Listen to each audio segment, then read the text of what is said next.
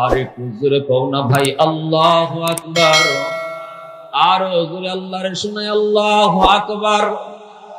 এত বড় জালেম সাদ্দাদ, আল্লাহ তার উপরে কত অনুগ্রহ করেছেন, আল্লাহ তার উপরে কত দয়া করেছেন, এরপরে কত বড় জালেম হলো।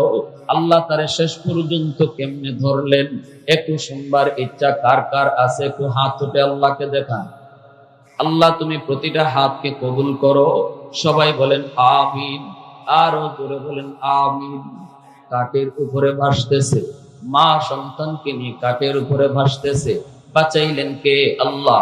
এইদিকে জেলেরা নদীতে মাছ ধরার জন্য নামলো, তারা তো দেখতেছে ব্যাপার কি ব্যাপার কি। ভাইরা বন্ধুরা, হঠাৎ করে আল্লাহ পাক কয়, ও আজরাইল যাও, তাড়াতাড়ি করে যাও। ওই যে কাঠের উপরে ভাসতেছে মা আর দুধের বাচ্চা, এই মা আর দুধের বাচ্চাকে আমি আল্লাহ বাঁচায় রাখছি, তুমি যে মার জানটা কবজ করে নিয়ে আসো। মালাকুল মউত আজরাইল অবাক হয়ে গেলেন, অবাক। দুধের বাচ্চাটা একমাত্র বাঁচার অবলম্বন হলো তার মা। দুঃখিনী মা দুধের মার দুধ খাইতেছে। ওই অবস্থায় দুধের শিশুটা যদি মার ইন্তেকাল হয়ে যায়, মা যদি মারা যায়, তাহলে বাঁচার উপায় নেই বাচ্চাটার। মালাকুল মউত আজরাইল চিন্তায় পড়ে গেলেন, হ্যাঁ এই শিশুটার কি অবস্থা হবে? কিন্তু আমার আল্লাহর আদেশ তো শিরোধার্য, আল্লাহ যখন যা বলেন তাই তো করতে হয়। এক বিন্দু আল্লাহর আদেশ থেকে নড়ার ক্ষমতা। ইদা জাআ আজালুহুম লা ইস্তাখিরুনা সাআতাও ওয়া লা ইস্তাকদিমুন। যার যখন মরণের আদেশ চলে আসবে, একটা সেকেন্ডও আল্লাহ পাক এদিক সেদিক করবেন না। আল্লাহ পাক যখন যার মরণের আদেশ দিবে, সে যদি ঘাটে থাকে ঘাটেই তার মরণ হবে, সে যদি তখন নৌকায় থাকে নৌকায় তার মরণ হবে, সে যদি তখন বাসে থাকে বাসেই তার মরণ হবে। সে ঘরে না বাহিরে এটা কখনো দেখা হয় না। বয়স তার কত তাও খেয়াল করা হয় না। কত সন্তান বাবার আগে কবরে চলে গেল, কত নাতি দাদার আগে কবরে চলে গেল। দুনিয়ায় আসার সময় সিরিয়াল মেনটেন হয়, যাবার সময় কোনো সিরিয়াল মেনটেন হয় না। বাবা আগে যাবে নাকি সন্তান আগে যাবে কেউ জানে না। আসার সময় বাবা আগে আসে রে যুবক, সন্তান পরে আসে, কিন্তু যাবার সময় কে আগে যাবে কেউ জানে না, ঠিক কিনা? মালাকুল মউত আজরাইল কে, আল্লাহ তোমার আদেশ শিরোধার্য। চলে গেলেন, যে আমার রূহটা কবজ করে নিয়ে আসলেন। কিন্তু মালাকুল মউত আজরাইলের ওই দিন মহিলার রূহটা কবজ করতেও মায়া লাগছে। আজরাইলের রূহ কবজ করতে কখনো মায়া লাগে না, কিন্তু ওই দিন দুধের মার রূহটা কবজ করতে আজরাইল আলাইহিস সালামেরও মায়া লাগছে। কেন মায়া লাগছে? ওই দুধের বাচ্চাটার কথা খেয়াল করে, হায় দুধের বাচ্চাটার কি হবে, এই দুধের বাচ্চাটার কি হবে, এই চিন্তা করে মায়া লাগলো। কিন্তু রূহটা তো কবজ করে নিয়ে আসলেন। এইদিকে ভাইরা বন্ধুরা, ওই দুধের বাচ্চাটাকে আল্লাহ পাক কেমনে বাঁচান, কেমনে বাঁচান, আল্লাহ কেমনে দয়া করেন, একটু মন দিয়ে শোনেন। এইদিকে কাঠের উপরে ভাসতেছে দুধের বাচ্চাটা। এবার মা নাই, মা নাই, দুধের বাচ্চা একা পানিতে ভাসায় ভাসায় একটা জঙ্গলের কিনারায় নিয়ে আসলো। এই জঙ্গলের কিনারা কাঠটা লাগলো, বাচ্চাটাও কিনারায় ভাসলো। আল্লাহ পাক রব্বুল আলামিন দুধের বাচ্চাটার দুধের ব্যবস্থা আল্লাহ করলেন। কেমনে করতেছেন? এর যুবক, দুধের বাচ্চার দুধের প্রয়োজন, দুধ ছাড়া তার আর কোনো কিছুই তারে বুঝ দেওয়া যাবে না। আল্লাহ তারে দুধ খাওয়াবেন কেমন করে? দুধের বাচ্চা তো দুধের জন্য কান্না করে, কিন্তু দুধ পাবে কোত্থেকে? আল্লাহ পাক জঙ্গলের একটা বাঘিনীকে আল্লাহ আদেশ করলেন, যেই বাঘিনীটা বাচ্চা প্রসবের পর বাচ্চা মারা গেল, এই বাঘিনীর দুধেও দুধ, কিন্তু তার দুধ খাওয়ার বাচ্চা নাই, বাচ্চা মারা গেছে। বাঘিনীটাও বড় কষ্টে আছে। আল্লাহ পাকের আদেশ, আল্লাহ পাকের ইশারা, নদীর কিনারায় তুমি চলে যাও। একটা দুধের বাচ্চা পানি কিনারায় এসে দুধের জন্য কান্না করে। আমি আল্লাহর আদেশ, আমি আল্লাহর আদেশ, তুমি বাগিনী যায়া তাকে দুধ পান করাও। একটু জোরে করুন না সুবহানাল্লাহ, আর একটু জোরে করুন না সুবহানাল্লাহ। আল্লাহ চাইলে আল্লাহ পারে কি পারে না? আল্লাহ চাইলে পারে কি পারে না? সব ক্ষমতার মালিককে নাকি জনগণ? এই যুবক আওয়াজ দিয়ে বলো, সকল ক্ষমতার মালিককে? আরো জোরে বলো কে? সকল ক্ষমতার মালিক জনগণ যারা কয় এরা শিরিক করলো, ঠিক কিনা? জোরে বলো। সকল ক্ষমতার মালিক জনগণ নয়, মালিক কে?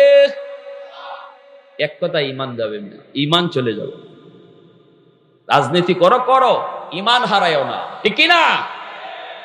আমার রাজনীতি যতক্ষণ ইসলাম মানবে, নেতা মানবো ততক্ষণ যতক্ষণ কোরআন মানবে, দল করব যতক্ষণ আল্লাহ রসুল মানবে। যেদিন থেকে আমার নেতা আল্লাহ মানবে না, ওই দিন থেকে নেতা মানি না। যেদিন থেকে আমার দল কোরআনের বিরুদ্ধে কথা বলবে, সেদিন থেকে দল করি না। এর নাম হলো মুসলমান। কারণ কেউ এই দোয়া করে না আল্লাহর কাছে, আল্লাহ আমি যে দল করি এই দল নিয়ে যেন কবরে যাইতে পারি। এই দোয়া কেউ নামাজে করে?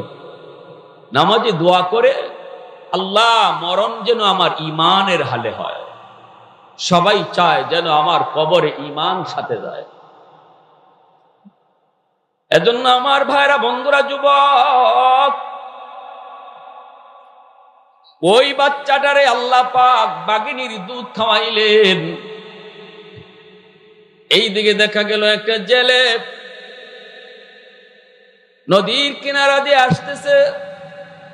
নজরে পড়ে গেল কাঠের উপরে একটা সুন্দর বালুক। দেখা মাত্রই তার বড় মায়া লাগলো, কুলে উঠায় নিয়ে গেল। আর মনে মনে ভাবতেছে হয়তো কোনো জাহাজ ডুবছে সাগরে। আর এই দুধের বাচ্চাটারে আল্লাহ পাক বাঁচায় নিছে। এর আল্লাহর গোলাম, আল্লাহ চাইলে কেমনে বাঁচায় একটু শুনেন। ভাইরা, বন্ধুরা, ওই যে সিডর হয়েছিল বরিশাল অঞ্চলে এক সময়, আপনাদের মনে আছে? কিন্তু এই বাচ্চাটা গেল না, কারণ তার সাহস বড় বেশি। অনেক সাহস, অনেক সাহস। সে তাকায় তাকায় সৈন্যবাহিনী যাওয়ার যাত্রা দেখতেছে, দৃশ্য দেখতেছে। সেনাবাহিনীও তাকায় রইছে, সবাই ভয়ে ভয়ে চলে গেল। কিন্তু এই বাচ্চাটা কত বড় দুঃসাহস, সে তো গেল না। সে তাকায় তাকায় আমাদের দেখতেছে। এইভাবেই ও দেখতেছে, সেনাবাহিনীও দেখতেছে। ওই সেনাবাহিনীর মধ্যে ছিল একজন কানা মানুষ, অন্ধ মানুষ। অন্ধ মানুষ ছিল একজন অন্ধ সেনা। সবাই তারা মনে মনে একটা জিনিস খুঁজতেছে, ওই এই এলাকার জঙ্গলের মধ্যে নাকি একটা গাইবি কোনো একটা এরকম সুরমা পাওয়া যায়। ওই সুরমা যদি চোখে লাগানো হয়, অন্ধ মানুষ ভালো হয়ে যায়।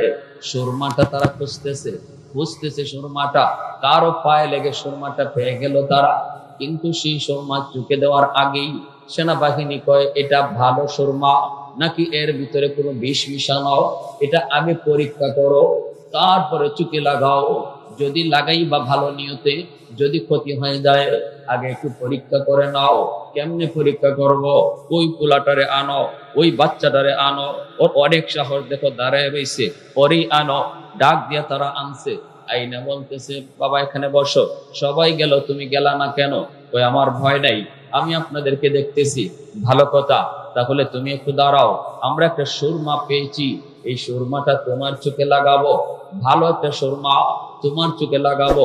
এদের উদ্দেশ্য হলো, যদি সুরমার ভিতরে কোনো বিষ মিশানো থাকে তাহলে এই বাচ্চার চোখ নষ্ট হয় হোক, কিন্তু আমাদের যেন ক্ষতি না হয়।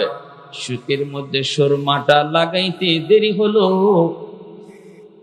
কিন্তু এই বাচ্চার চোখের সামনে অদৃশ্য জিনিস ভাসতে দেরি হলো না। ওরা মনে করছিল বিষ টিস মিশানো।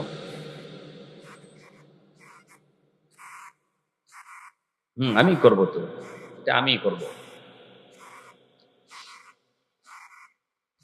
ওরা মনে করছে যে এই বাচ্চার চোখ নষ্ট হয় হোক, আমাদের জন্য ক্ষতি না হয়। কিন্তু এই সুরমা তো সাধারণ কোনো সুরমাদানি নয়। চোখে লাগানো মাত্রই মাটির নিচের খনিজ সম্পদ তার চোখের সামনে ভেসে উঠল। আল্লাহু আকবার জোরে বলে। কিন্তু এই বাচ্চা বড় চালাক, কয় না কিছু, জিন ধরে আছে। এখন ওরা বলতেছে, কিরে বাবা কি হয়েছে, তোমার চোখটার কি অবস্থা? তখন এই বাচ্চা কত ট্যালেন্ট, ও মনে মনে কয়, আমি যদি বলি এই সুরমার কারণে আমি মাটির নিচের খনিজ সম্পদ দেখতেছি, তাহলে তো ওরা এই সুরমাদানিটা নিয়ে যাবে, আমাকে আর দিবে না। অতএব না না, এই কথা ওদেরকে বলা যাবে না। তখন বলতেছে, আপনারা আমার চোখে কি লাগাইলেন? আমি তো চোখে কিছুই দেখতেছি না, আমার চোখটা তো মনে হয় নষ্ট হয়ে যাচ্ছে, মনে হয় আমার চোখটা তোমরা নষ্ট করে ফেলছো। এমনি সেনাবাহিনী বলছিলাম না এটাতে কোনো বিষ আছে, মনে হয় বিষ, তাড়াতাড়ি বাগো, এই বাচ্চার চোখ নষ্ট হয় হোক, আমাদের কি। তখন ওরা সুরমাদানি ফালাইয়া এই বাচ্চাটার এই জায়গায় রাইখা ওরা চলে গেল। আর বাচ্চা কেমন ট্যালেন্টের ট্যালেন্ট, ওরা চলে যাওয়ার পর সুরমাদানি নিজে উঠাইয়া বাড়ি নিয়ে আসলো। আইসেই বাবারে কয়, আব্বা একটা সুরমা পেয়েছি বলে। কেমনে? কয় এমনে। কত কি হয়েছে? কয় আব্বা চোখে লাগানোর পর মাটির নিচের খনিজ সম্পদ আমি সব দেখতেছি, কোথায় স্বর্ণ, কোথায় রূপা, কোথায় হীরা, কোথায় মণিমুক্তা, সবকিছু আমি দেখতে পাইতেছি। তখনই গোত্র সর্দার কয়, বাবা তাহলে তো খুব ভালো হয়েছে, চলো তোমাকে নিয়ে চলবো। চোখে সুরমা দিয়ে শুধু বলবা এখানে কি আছে, আমার সৈন্যরা খুঁজে খুঁজে সেই সম্পদ তারা বের করবে। অল্প দিনের ভিতরে দেখা গেল পুরা গোত্র সর্দার স্বর্ণ রূপা হীরা মণিমুক্তা দিয়া তারা একদম লালে লাল হয়ে গেল। গোত্রের সবগুলা মানুষ তারা ধনী হয়ে গেল, অস্ত্র বানাইতে শুরু করলো, প্রাচুর্য আর প্রাচুর্য বাড়তে লাগলো। এইদিকে এই বাচ্চা বালক হলো, বালক হওয়ার পরে দেখা গেল গোত্র সর্দার মারা গেল। সমস্ত গোত্রের মানুষ কাকে সর্দার বানাবে, সবাই মিলে এই বাচ্চাটার এই গোত্র সর্দার বানালো। এখন তো আর সে বাচ্চা না, এখন তো সে বালক, কই সে অনেক উপযুক্ত, সে বড় ট্যালেন্ট, সেই হবে আমাদের সর্দার। সর্দারও হয়ে গেল, এখন সে সর্দার। বেশ কিছুদিন চলার পর এই যুবক আস্তে আস্তে বিশাল সৈন্য বাহিনী তৈরি করলো। টাকা পয়সার তো কোনো অভাব নাই, সৈন্য বাহিনী তৈরি করলো, শক্তিও জমালো, দেশের বাদশার বিরুদ্ধে যুদ্ধ ঘোষণা শুরু করলো। বিশাল যুদ্ধ হলো, বাদশাকে হারায়া দিল। এই যুবক এইবার হয়ে গেল এই এলাকার বাদশাহ। বাদশাহ হয়ে যাওয়ার পর এখানে তার শেষ নাই, তার লোভ, তার ক্ষমতা তাকে আরো বাড়তে লাগলো। বাড়তে বাড়তে এক পর্যায়ে সব জনগণকে জিম্মি করে নিজেকে খোদা দাবি করে বসলো। আর এর নামই হলো সাদ্দাদ। এর নাম কি? নাম শুনছেন আপনারা? হ্যাঁ, নিজে যখন খুদা দাবি করলো তখন ওই সময়ের নবী হযরত হুদ আলাইহিস সালাম ইনি আসলেন। আয়েশা বলতেছেন, আপনি নাকি নিজের খুদা দাবি করছেন? সাদ্দাদ দেখো, হ, তো আপনার কি হয়েছে? আল্লাহর পয়গম্বর কয়, না, এমনটা করবেন না, কারণ খুদা মানুষ হতে পারে না। আমার খুদা যিনি, আপনার খুদাও তিনি, আসমান জমিনের মালিক যিনি, তিনি হলেন আমার আপনার খুদা। না না, আপনি এমন অন্যায় কাজ করবেন না। আল্লাহ পাক সেটা ধৈর্য, আল্লাহ পাক কখনো সেটা মেনে নিবে না। আযাব আসবে, গজব আসবে, পাকড়াও হবে, এমনটা আপনি করবেন না। আপনি আল্লাহকে মানেন। সাদ্দাত কয়, আমি যদি তোমার আল্লাহকে মানি তাহলে লাভ কি, আর না মানলে ক্ষতি কি? হুদ আলাইহিস সালাম কয়, যদি মানেন তাহলে আল্লাহ আপনাকে জান্নাত দিবেন, যদি না মানেন আল্লাহ আপনাকে জাহান্নামে ফালাবেন। সাদ্দাত কয়, জান্নাতটা কেমন একটু কও শুনি। তখনই আল্লাহর পয়গম্বর কয়, আদাতুল ইবাদিয়াস সালিহিন মা লা আইনুন রাআত ওয়ালা উযুন সামিআত ওয়ালা খাতারা আলা কলবি বাশার। জান্নাত আল্লাহ পাক এমন এক জান্নাত আল্লাহ বানাইছেন, যেই জান্নাতের সুখ শান্তি কোনোদিন আমাদের চোখ দেখে নাই, আমাদের কান কোনোদিন শুনে নাই, আমাদের অন্তর কোনোদিন কল্পনাও করে নাই। এত আরাম আল্লাহ জান্নাতের মধ্যে রেখে দিয়েছেন। এক একটা ইট স্বর্ণের, একটা ইট রূপার, হীরা মণিমুক্তা, সব কিছু দিয়ে আল্লাহ সাজাইছেন। হুর গিলমান দিয়ে আল্লাহ জান্নাত সাজায় রাখছেন। যখনই এইভাবে পয়গম্বর তাকে বুঝাইলেন, সাদ্দাত বড় অহংকারী, সে বলে, আমিও এমন একটা জান্নাত বানাবো।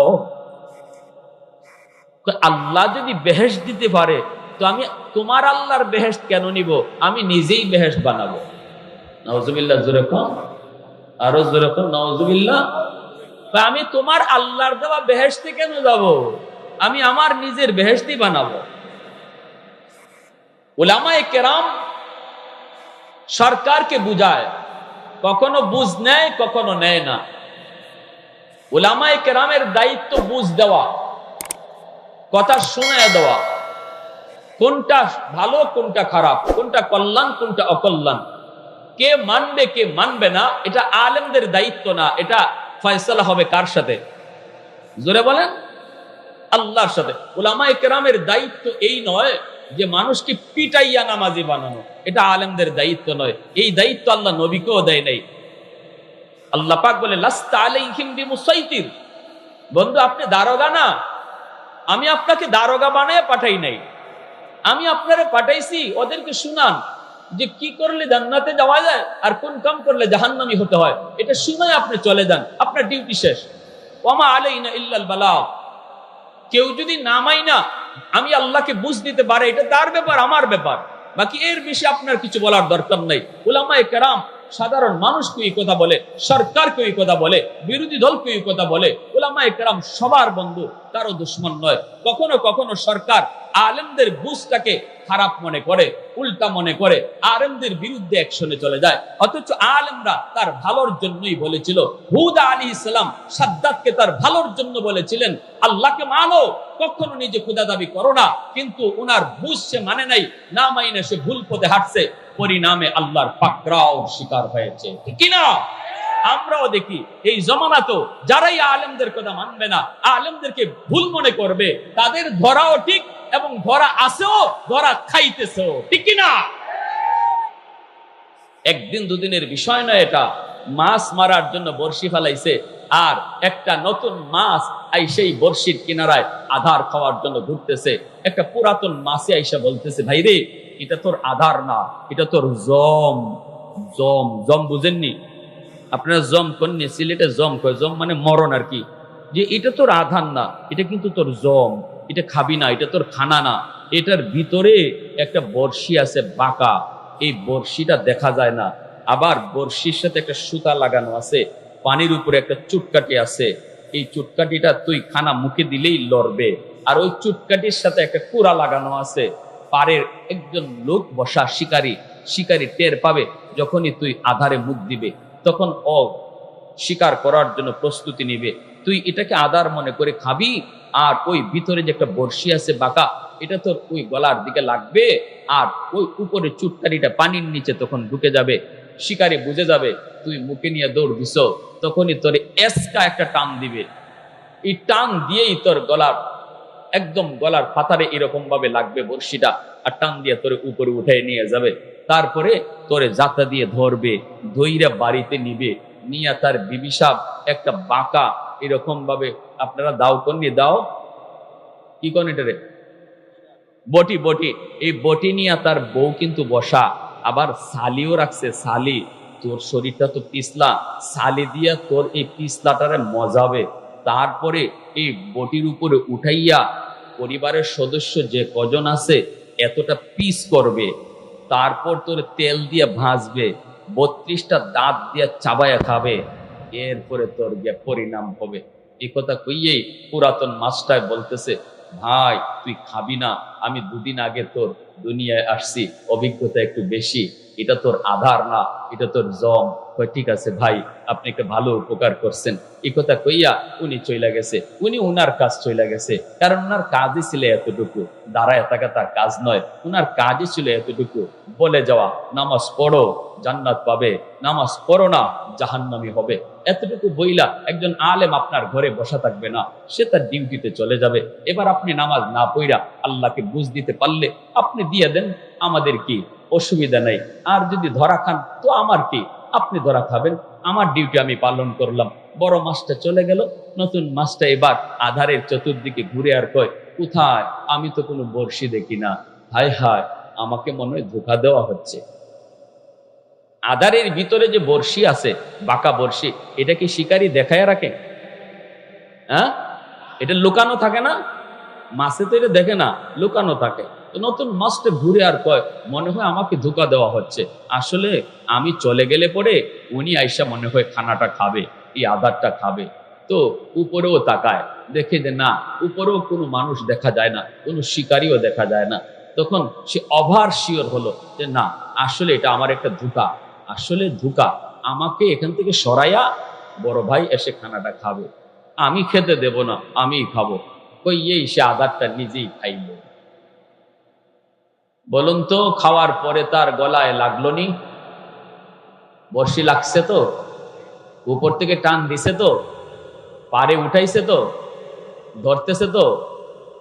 ধরছে তো? ঘরে নিছে তো? বটিতে উঠছে তো? তখন কয়, হায়, আমি যা বুঝেছিলাম সব ভুল বুঝেছি, হুজুর যা বলেছিল ঠিক বলেছিল। ঠিক না? আমাকে আরেকবার সুযোগ তোমরা দাও, আর আমি এই আধার খাবো না, আর খাবো না, আমাকে আরেকটা বার সুযোগ দাও। কোন শিকারী আর সুযোগ দিবে? মাছটা নাড়াচাড়া করে লাফালাফি করে এই কথাই কিন্তু বলে, আর খাবো না, আমাকে একটা বার সুযোগ দাও, আর খাবো না, আর খাবো না, একটা বার সুযোগ দাও। দেয়? দেয়? ভাইরা বন্ধুরা, হুদ আলাইহিস সালাম তখন বারবার তারে বললেন, কিন্তু বুঝে মানলো না। সাদ্দাত সে তার অহংকারী মনোভাব নিয়ে সে জান্নাত বানাবে, বেহেশত বানাবে, দুজক সে বানাবে, বানায় ফেললো বেহেশত, দুজক বানায় ফেললো। বানালো অনেক দিন লাগাত, বৎসরের পর বৎসর লাগায় সে বেহেশত বানালো। ভাইরা বন্ধুরা, এরপরে তার সেই স্বপ্নের বেহেশতে সে ঢুকবে। মনের ভিতরে কত স্বপ্ন, কত আশা নিয়ে সে বেহেশতে ঢুকবে। চললো চললো বেহেশত দেখার জন্য, মনের মাধুরী দিয়ে বানানো হলো। কোন ইট তার স্মরণের, কোনটা ইট রূপার, কোনটা হীরা মণি মুক্তা জৌহরের।